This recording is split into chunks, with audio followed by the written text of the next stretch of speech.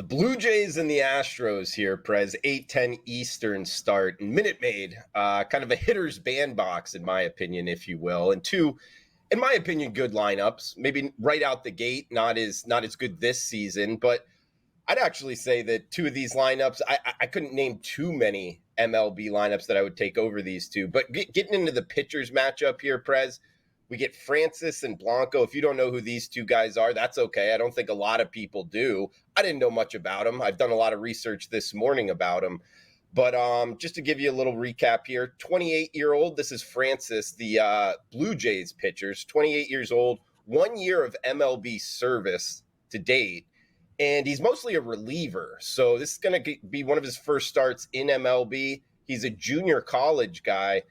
He was drafted in 2017, so it's taken him a while to get to the big leagues. You know, that's always kind of a little bit of a what's going on here. And sure enough, he's having to fill some spots due to some injuries on the Jays pitching front. 6 ERA in AAA.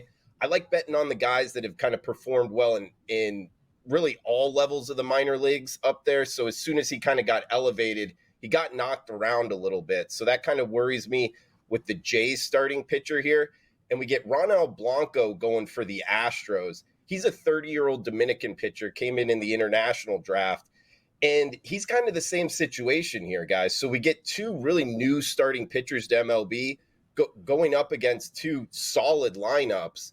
And also out the gate, I like looking at bullpens. Houston's bullpen has been blown up a couple times already. We know that they had the rough series against the Yankees.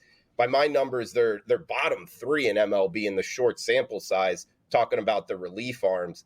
And lastly here, guys, do want to bring up a macro trend, something that I think we can get out in front of and make a little bit of money maybe in the first month of baseball.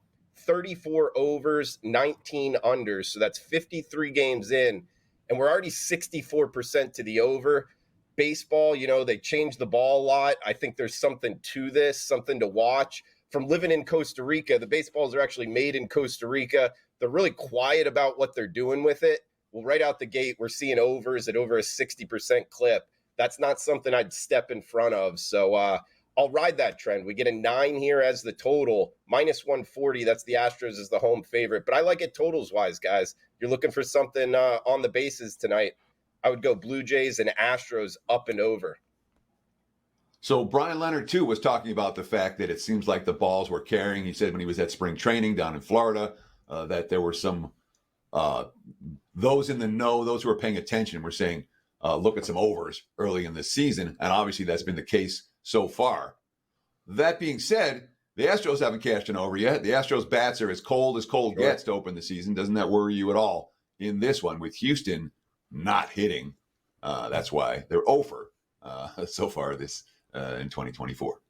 Sure, Teddy. Yeah, that is something that is of concern. It's the reason it's not on my client card, and I'm talking about it here on Wager Talk today, being the reason that their bats are not hot right now. So stepping in front of that could be a little bit of an issue. But yeah, to your point on Brian Leonard, you know, he's a baseball bettor that I respect his opinion. So to hear him kind of in the same boat as me in terms of looking more overs than unders, I guess that's something that I you know, on our side for the over, I guess, in my opinion, I would take that over the Astros cold bats out the gate, TC.